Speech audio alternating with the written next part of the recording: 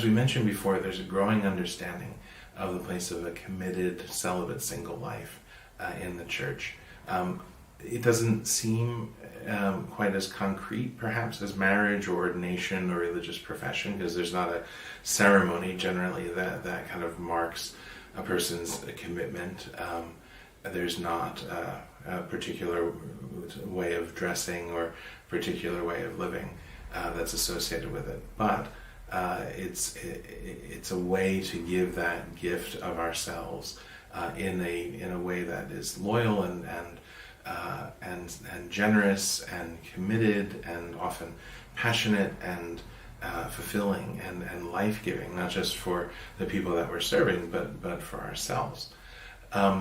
I think one really important way to understand it is in terms of how God makes us. Genesis 1:27 says in the same sentence, He makes us in His image and likeness, which means that our vocation ultimately is to give a gift of ourselves, and He makes us male and female, which means that there is a particularly masculine way of giving that gift and a particularly feminine way of giving that gift of self. Now, the world that we live in doesn't really get that the way that Catholics do, because we've gotten to the point where we kind of consider all gender roles and all differences between men and women to be socially conditioned and suspect. But if God creates us male and female on purpose, if He creates us different on purpose, then there's got to be some kind of basic plan that God has for us making a gift of ourselves, as men do or as women do. And I think we find the real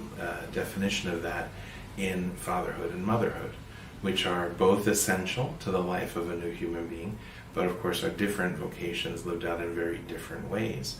But St. John Paul II, when he wrote about the vocation of woman,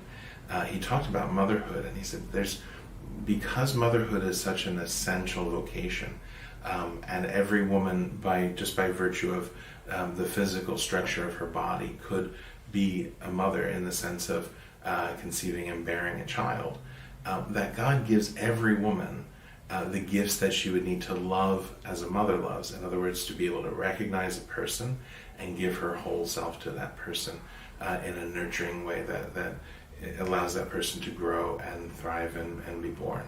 And so there's something about every woman's heart, whether or not she has children that she's born herself,